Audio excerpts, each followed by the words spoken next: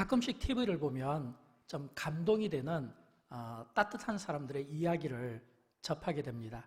제가 지난주 우연히 TV를 보면서 감동스러운 그런 장면 하나를 보게 되었는데 여러분과 좀 나누고 싶습니다. 형제가 부모님을 일찍 여의고 편찮은 할머니를 모시고 살았는데 너무 치킨이 먹고 싶었던 거예요. 근데 그 형제에게는 5,000원짜리가 딱 하나 쥐어졌습니다. 그런데 이 형제가 이 5,000원을 가지고 치킨집을 찾았지만 먹을 수가 없잖아요.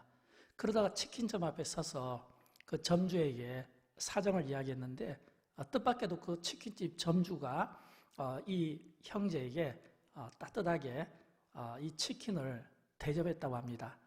그 이후에도 몇 번 이 어린 동생이 형 몰래 또 갔던 것 같아요.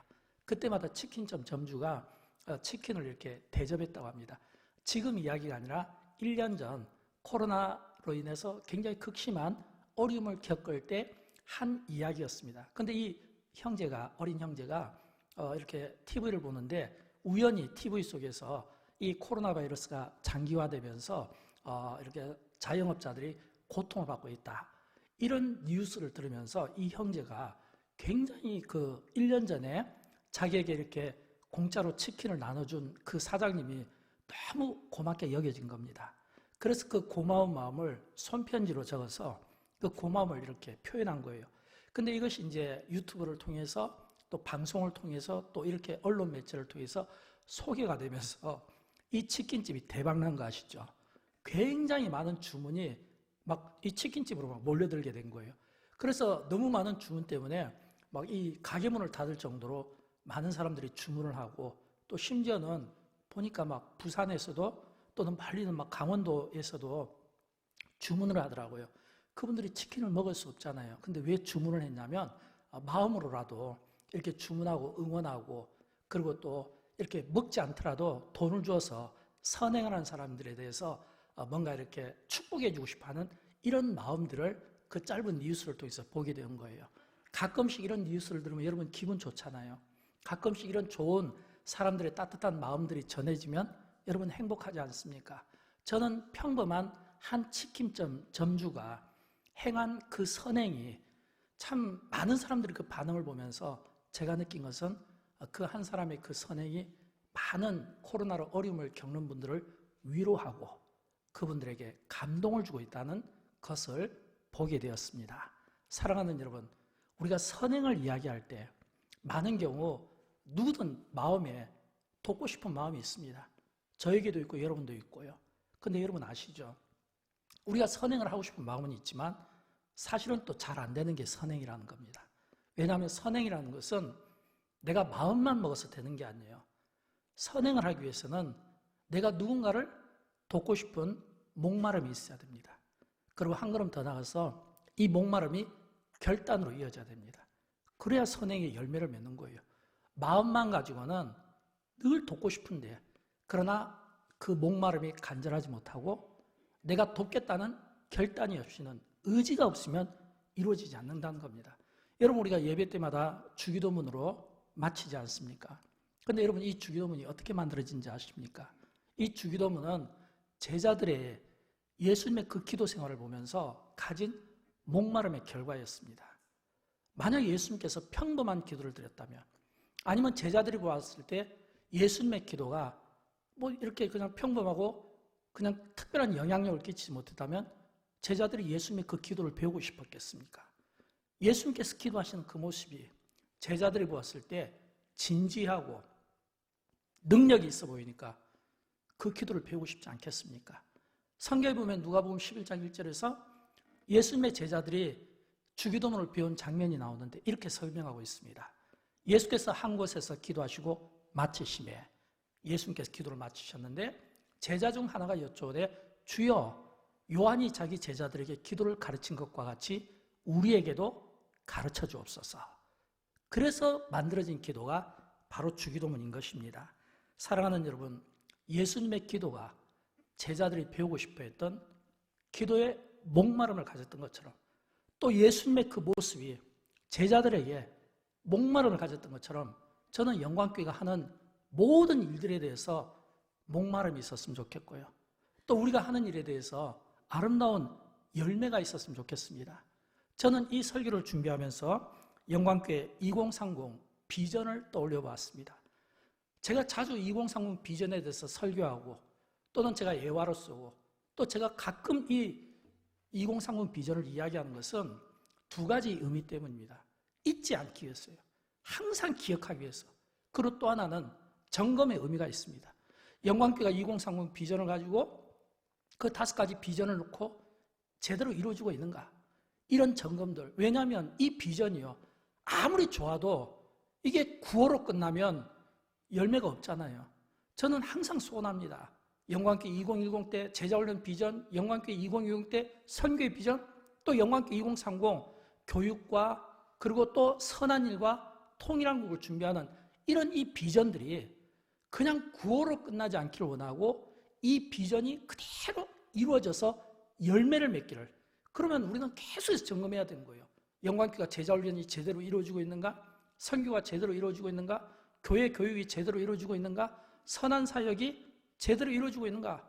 통일한국을 위해서 영광교회는 어떤 준비들을 갖추고 있는가? 이런 계속해서 점검과 함께 이 비전이 열매가 되기 위해서는 목마름이 필요합니다.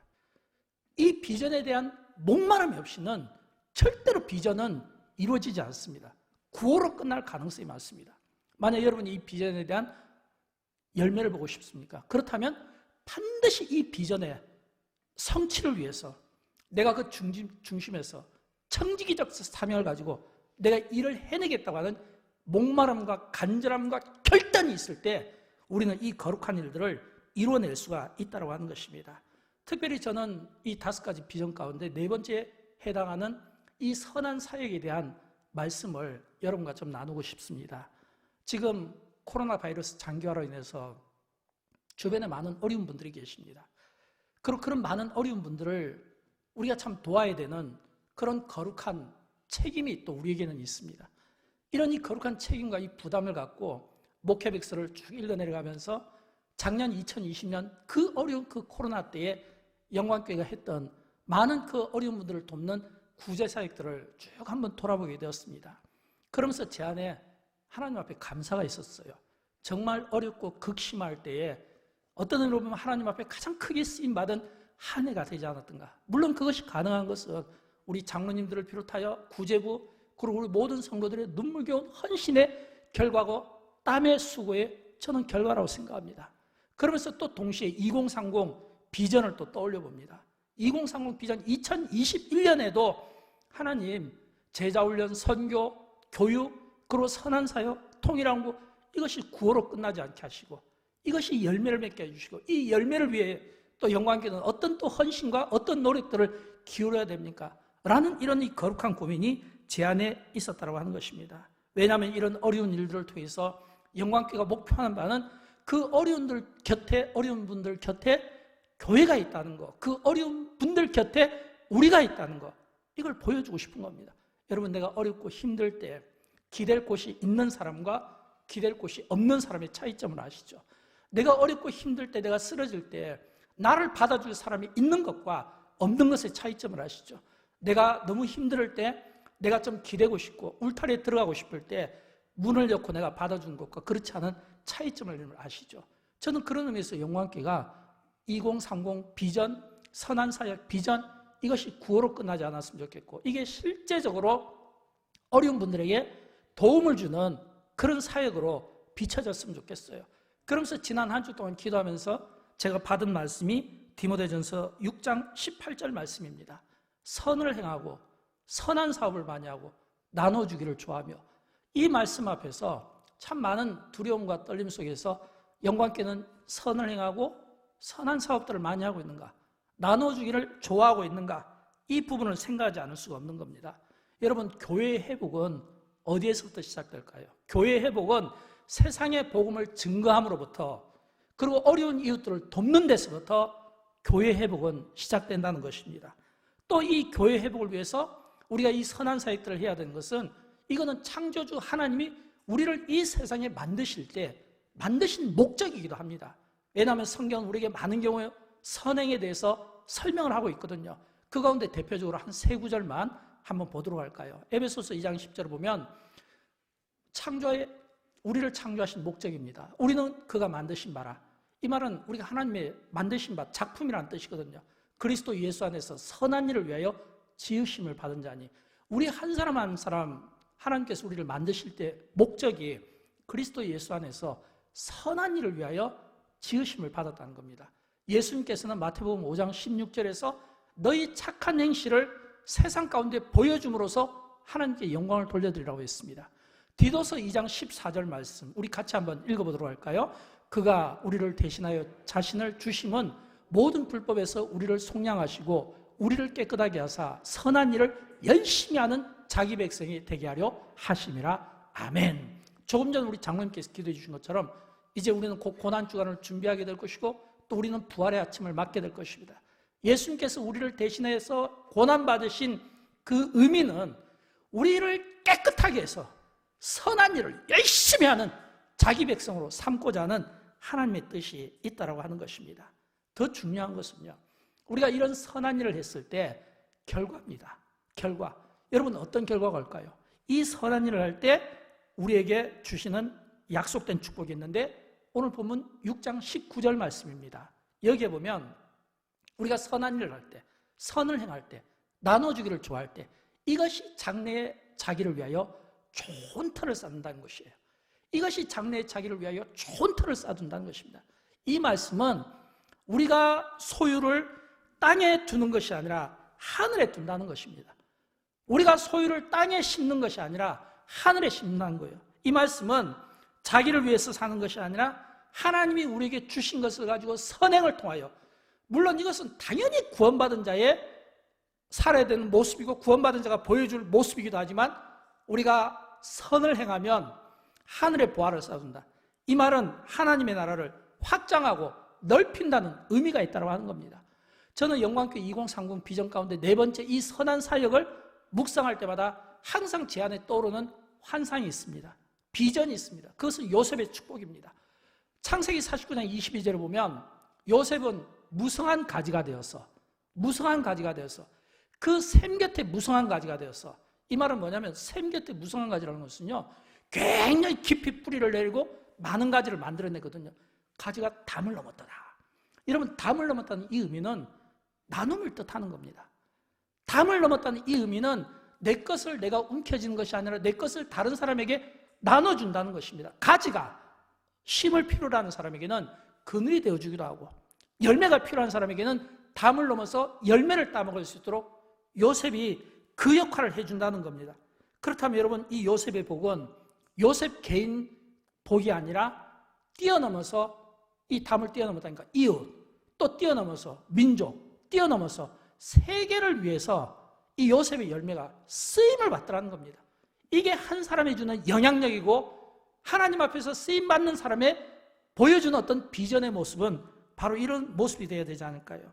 저는 요셉이 개인을 뛰어넘어서 이웃과 민족과 세계를 위해서 자기를 통해서 이렇게 열매를 따먹게 하는 이런 아름다운 이 그림을 보면서, 그 환상을 보면서 참 소원을 갖습니다. 하나님, 영광교회가 이런 아름다운 이 비전을 가지고 이 비전을 통해서 영광교회를 또 수많은 가지들이 선교사로 나가고 또 수많은 가지들이 어려운 이웃들을 위해서 또 봉사하는 자들로 나가고 또 이런 많은 가지들을 통해서 많은 인재들이 또 배출되고, 그래서 영광교회만의 교회가 아니라 영광교회를 뛰어넘어서 이웃과 민족과 세계를 책임지는 이런 교회, 이런 이 울타리가 될 수 있도록 해주세요.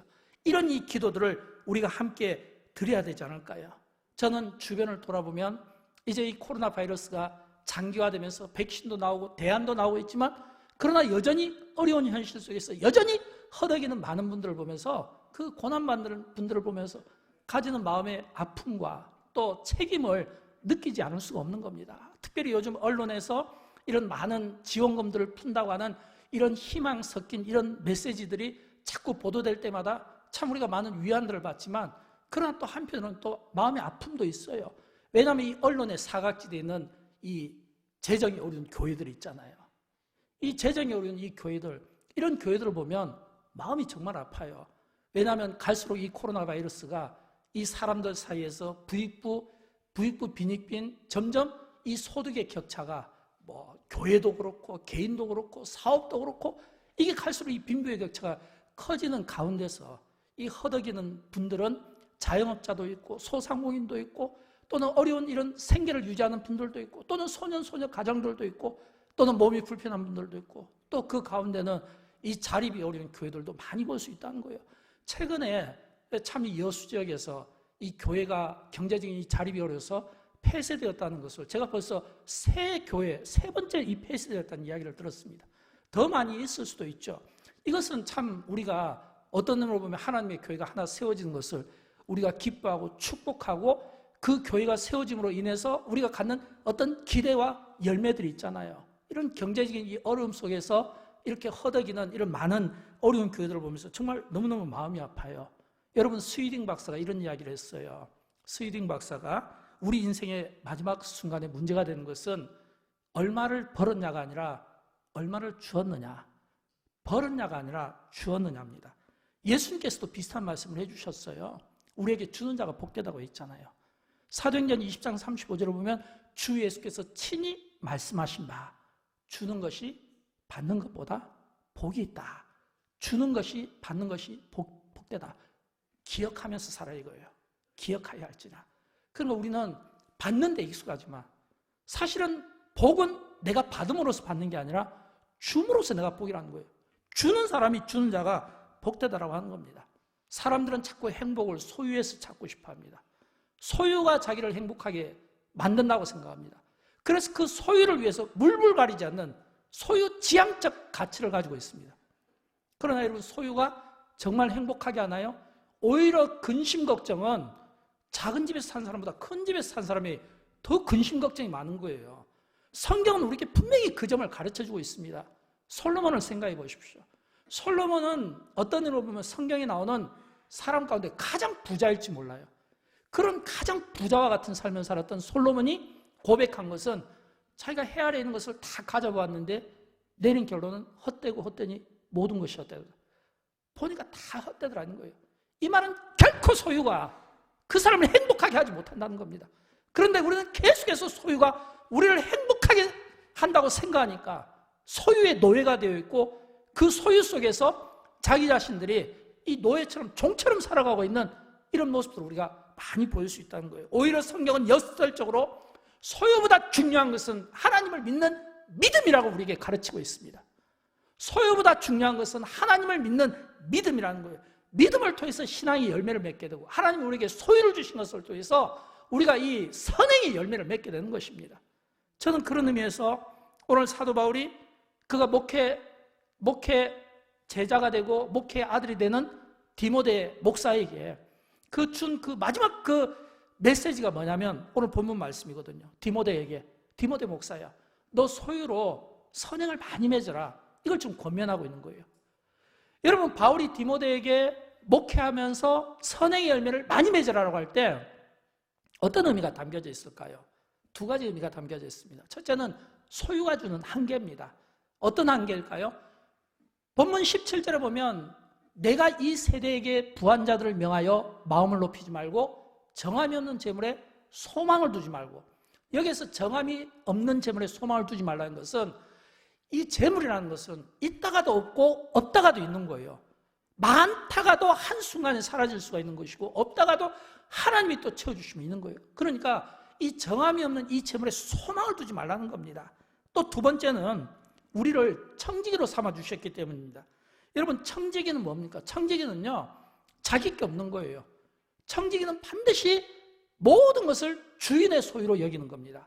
모든 것이 하나님께로부터 왔다는 것. 그래서 하나님의 뜻대로 써야 된다는 것. 이게 청지기 정신이에요. 그래서 청지기 정신은 하나님이 주신 것을 하나님의 것이므로 하나님의 뜻 가운데 선하게 쓰임받고자 하는, 이걸 우리가 다른 말로 하나님의 주권신앙이라고 하죠. 이런 하나님의 이 주권신앙을 가진 자가 바로 청지기인 것입니다. 저는 그런 의미에서 이 성경에 보면 특별히 많은 인물들 가운데 이런 청지기적 이 삶을 그의 삶에서 살아낸 구약과 신약의 이 대표적인 인물 하나하나를 여러분에게 좀 소개해드리고 싶어요. 먼저 이 청지기적 삶을 살았던 신약의 인물 삭개오를 여러분에게 좀 소개합니다. 여러분, 삭개오는 어떤 사람이죠? 세관장입니다. 세리. 그 직업이 그 당시 요즘으로 치면 세관원에서 일하는 분, 그 중에서 장급인가 제일 높은 사람이죠. 그 당시 유대 나라는 이 로마의 압제 속에 있었고, 그래서 로마가 피지배 국가인 나라들에게 세금을 걷어들일 때 그 민족을 고용해서 쓴 거예요. 거기에 고용된 사람이 삭개오였어요. 그 세리들 중에서 가장 높은 사람이었어요. 근데 그 당시 이 세리의 직업은 많은 유대인들에게 욕 들어먹는 직업이었습니다. 왜냐하면 이 자기 동포들의 민족의 자기 이웃들의 그 수입을 누구보다도 잘 알잖아요. 같은 문화권에서 살았으니까. 그러니까 이 세금을 갖다가 막 긁어들일 수 있잖아요. 숨길 수 없게 만들게 되잖아요. 그러니까 이 세리들이 자기 그 유대인들의 세금을 막 끌어모으는데, 그래서 로마에다가 전부 다 갖다 주잖아요. 또 일부는 또 자기가 또 빼먹기도 하고. 그러니까 어떤 의미로 보면 이 세리라는 그 직업이 그 당시 유대인들에게는 아주 배신자고 매국노고 나쁜 사람으로 취급을 받았던 겁니다. 또 뿐만 아니라 세리는 부자였던 것 같아요. 그 당시 세리들은. 왜냐하면 로마에다 주면서 중간에 좀 이렇게 자기들이 더 빼먹으니까. 삭개오도 꽤 부자였던 것 같아요. 근데 삭개오의 마음속에는 항상 마음 한쪽 구석에는 뭔가 허전함이 있었습니다. 그때 주님이 삭개오를 만나 주신 겁니다.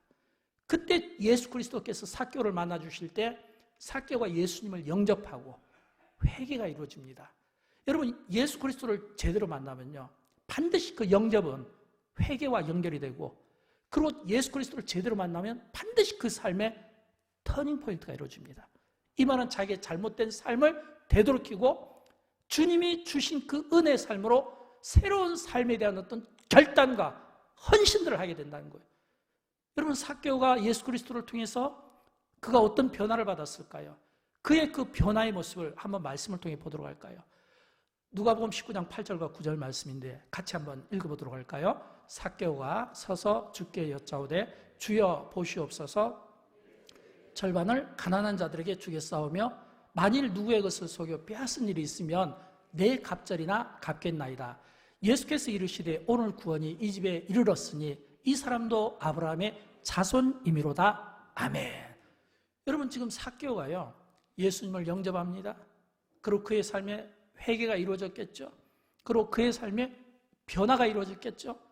그리고 그 변화를 그는 결단을 하는 겁니다. 어떻게 결단하냐면 삭개오가 제일 잘할 수 있는 거, 물질하고 관계된 거잖아요.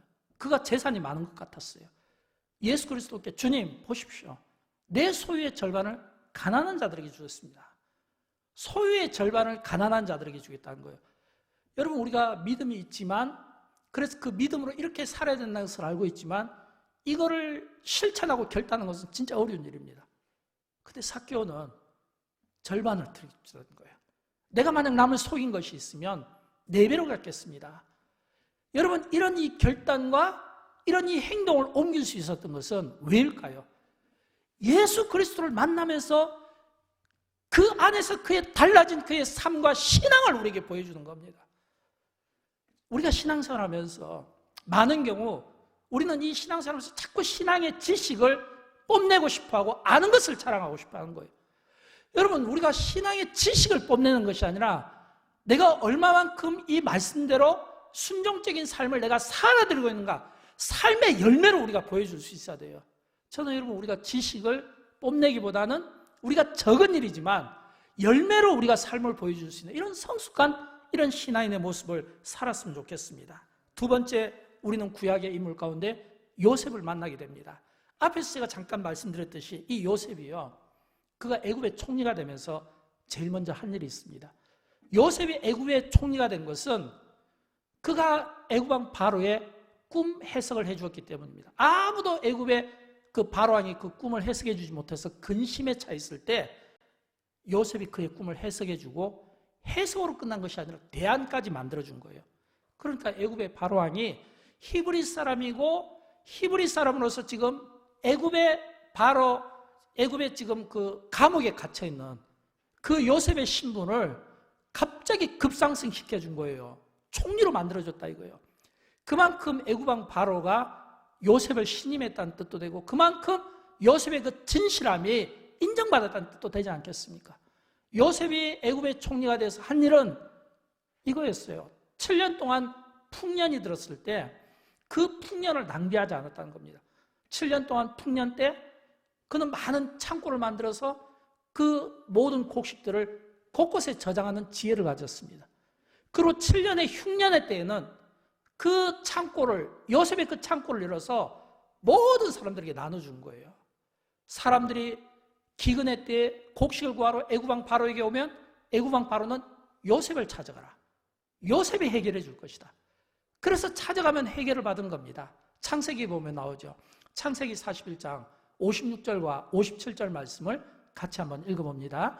온 지면에 기근이 있음에 요셉이 모든 창고를 열어 애굽 백성에게 팔세. 애굽 땅에 기근이 심하여 각국 백성도 양식을 사려고 애굽으로 들어와 요셉에게 이르렀으니 기근이 온 세상에 심하였더라. 여러분, 여기서 온 지면에 기근이 있음에, 이때 이 기근은 여기 보면 요셉이 모든 창고를 열고 애굽 백성에게 줬다고 했잖아요. 애굽 백성에게만 기근이 온 게 아니에요. 그 다음에 후렴 부분에 뭐 각국 백성도 양식을 사려고 애굽으로 들어왔다고 했잖아요. 이 말은 그 당시 그 7년의 그 기근이 애굽에 한정되어 있었던 것이 아니라 각국 백성 그 주변에는 모든 나라의 백성들이 똑같이 기근을 당할 때 한 사람 요셉의 그 지혜가 모든 창고를 열어서 그 기근 속에서 사람들을 굶어 죽지 않게 만들었다는 겁니다.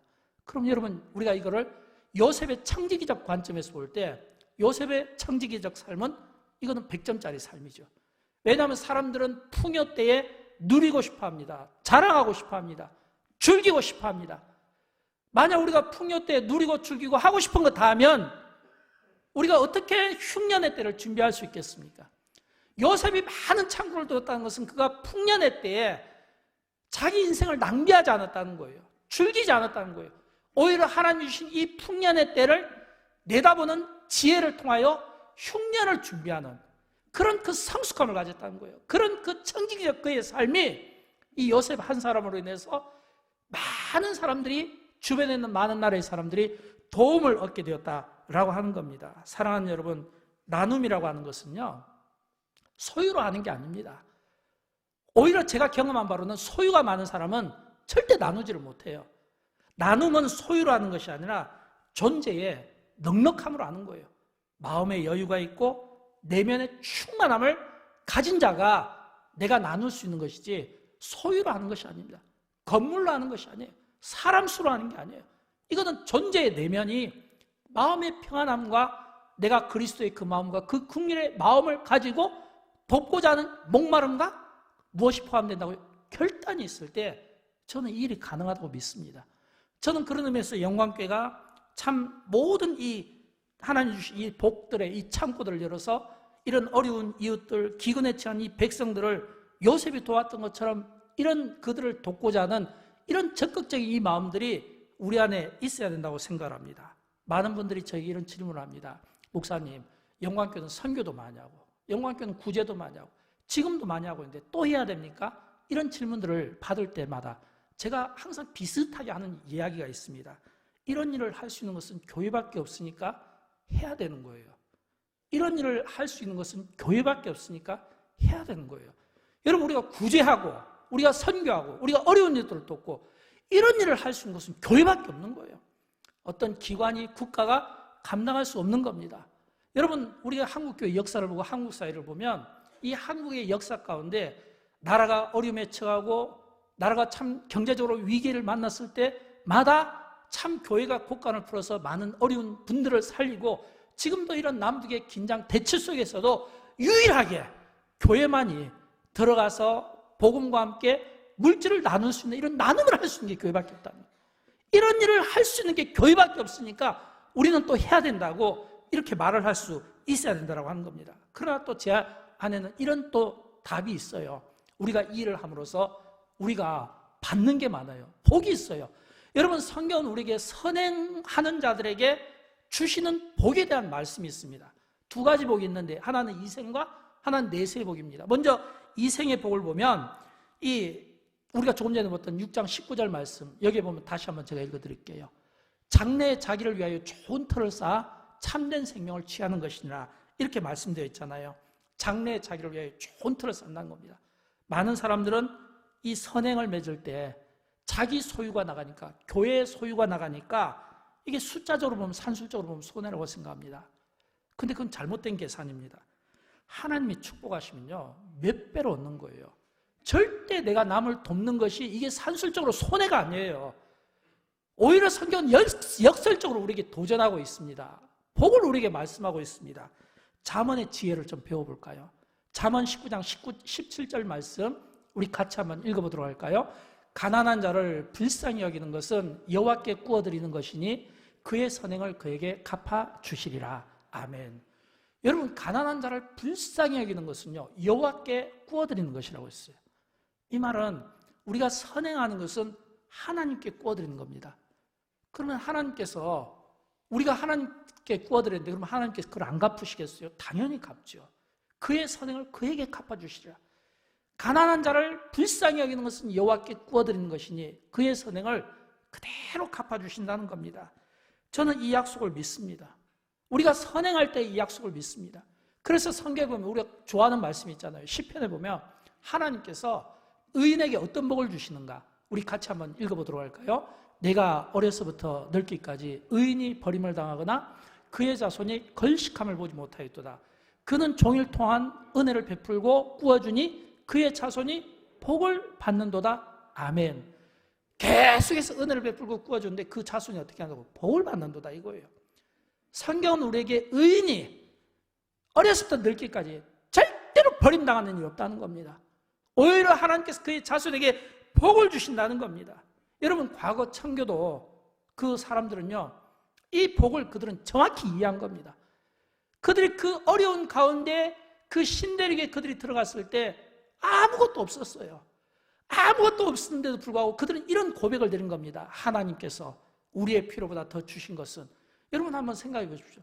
아무것도 없는 황무지와 같은 곳에서 하나님께서 그들에게 필요보다 무엇을 더 주셨겠어요?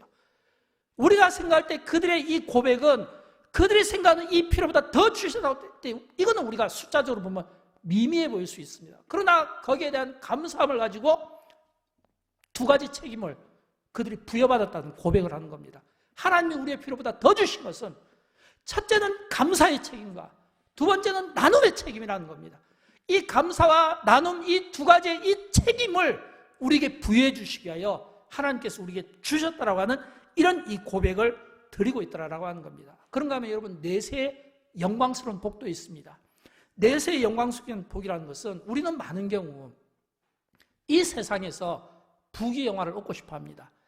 이 세상의 풍요가 여러분은 얼마나 부유하게, 얼마나 여러분에게 복을 줄까요?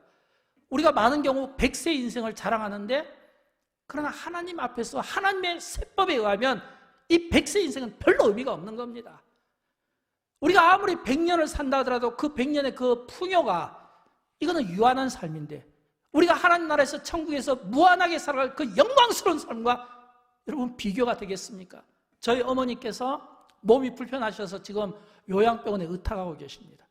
제가 이렇게 한 번씩 저희 어머니를 찾아뵐 때마다 참 마음이 아파요. 제가 마음이 아픈 것은 누워 계시기 때문에 그래요. 어머니가 앉아있는 모습을 제가 보지를 못합니다. 계속해서 누워서 지내는 거예요. 어머니가 앉기 위해서는 누군가의 도움이 필요해요. 누가 도와주고 누가 곁에서 붙잡아주지 않으면 음식을 드실 수 없고, 붙잡아주고 일으켜주지 않으면 앉을 수 없는 거예요. 휠체어에 앉기 위해서는 누군가가 업어줘야 되는 거예요. 여러분, 그런 인생이, 그 100세 인생이 무슨 영광이 있겠습니까? 항상 귀에 속삭이는 거예요. 아들 기도하고 있지, 아들 기도하고 있지. 이 말은 어머니가 들어가실 때부터 저한테 한 이야기고, 어머니가 아프시면서부터 한 이야기예요. 빨리 천국 가게 해달라고, 고난받지 않고 천국 가게 해달라고. 이런 이 기도를 어머니는 저에게 들려주고 있고, 지금도 눈빛으로 계속 그런 사인을 주고 계시는 겁니다. 여러분, 우리가 이 땅에서 사는 것도 복이지만 진짜 복은, 우리의 영원한 복, 내세의 복은 하나님이 준비하신 거예요. 마태복음 25장에 보면 예수님께서 종말에 대한 비유를 말씀해 주셨습니다. 예수님께서 그 종말에 대해서, 심판에 대해서, 비유에 대해서 말씀해 주시면서 들었던 예화가 염소와 양의 비유였습니다.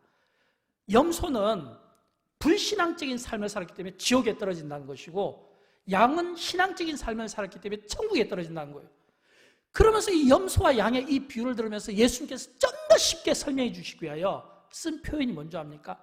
양과 염소의 구분을, 내가 헐벗었을 때, 내가 굶주렸을 때, 내가 아파 드러누웠을 때 너희가 나에게 먹을 것을 줬다, 너희가 나에게 입을 것을 줬다. 제자들이 생각할 때, 주님, 우리가 언제 주님께 먹을 것을 드렸습니까? 우리가 언제 주님을 도와드렸습니까? 그때 예수님께서 이렇게 말씀해 주신 거예요. 너희 중에 한 어린아이에게 한 것이 바로 내게 한 것이다. 너희 중에 한 어린아이에게 한 것이 내게 한 것이다. 마태복음 25장 35절부터 40절까지 쭉 읽어 내려가면 제가 방금 설명드린 내용이거든요.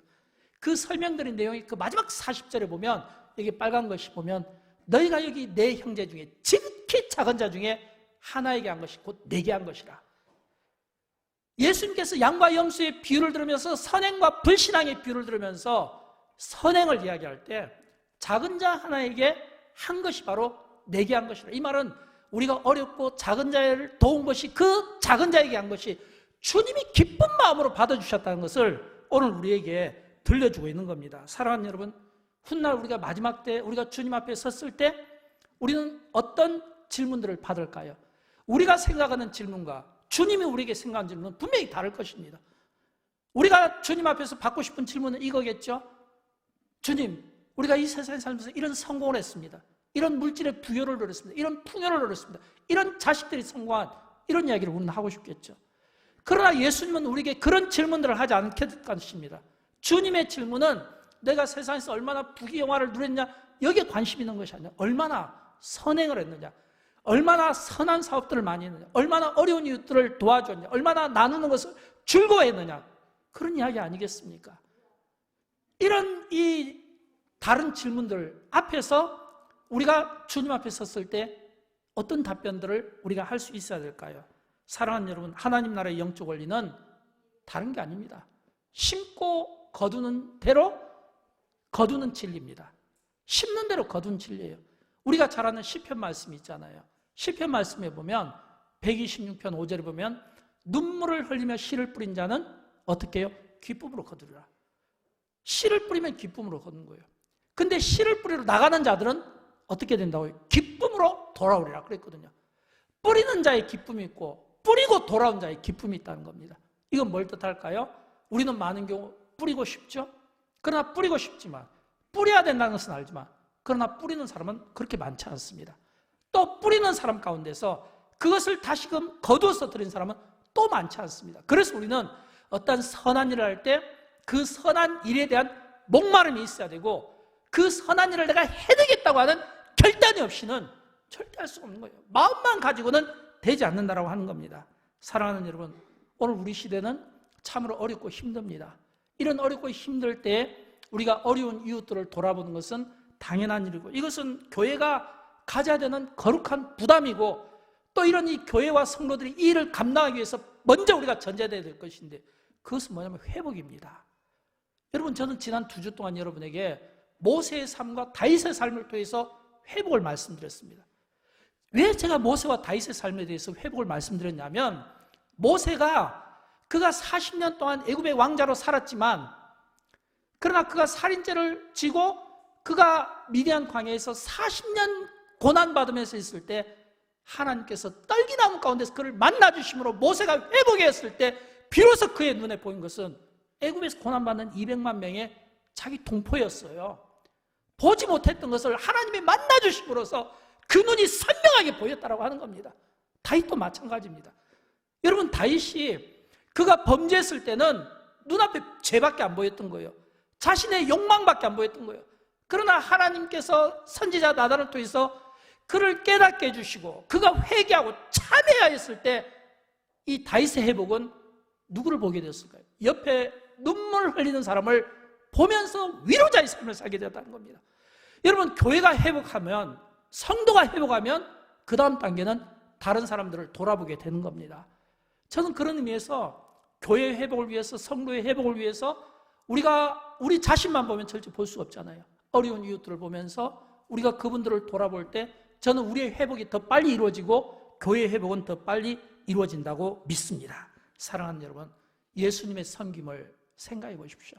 예수님께서 요한복음 13장 15절에서 이런 말씀을 해주셨잖아요. 내가 너에게 행한 것 같이 너희도 행하게 하려 하여 본을 보였느라. 예수님이 행한 것을 우리가 그대로 할 수 있도록 본을 보였다는 겁니다. 저는 영광교회가 2030 이 비전이 구호로 끝나지 않았으면 좋겠어요. 열매를 맺었으면 좋겠어요.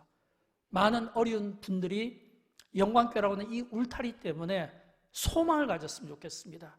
힘든 분들이 붙잡아달라고 손을 내밀면 손을 붙잡아줬으면 좋겠고, 눈물 나는 분들이 있으면 닦아줬으면 좋겠고, 어려움을 호소할 때 곁에서 힘이 되어줬으면 좋겠어요. 든든한 나무처럼, 시냇가에 심겨진 나무처럼. 그래서 참 이 교회를 통해서 내가 간접적으로라도 내가 위로를 받을 수 있다면, 또 내가 어려움이 있을 때 내가 도울 수 있는 교회가 있다면 도움을 안 받아도 뭔가 마음의 여유가 생기고 평안함이 생기지 않겠습니까? 이런 교회를 우리 함께 만들어가지 않겠습니까? 이런 교회를 위해서 영광교회가 이 땅에 존재하고, 영광교회가 존재하는 동안 이런 이 거룩한 이 선한 사역들이 앞으로도 주님의 은혜 가운데 계속 이루어지기를 주님의 이름으로 축원드립니다. 우리 함께 일어나셔서 함께 찬양하도록 할까요? 조금 시간이 지났지만 우리 1절 한 번만 우리 찬양하도록 하겠습니다. 주 안엔 우리 하나.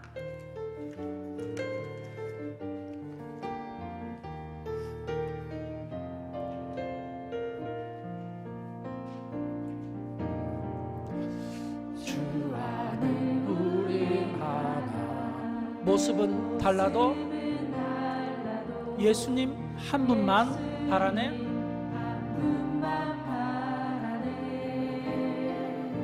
사랑과 선행으로 서로를 격려해 따스함으로 보듬어가리. 주님 우리 안에 함께 계시니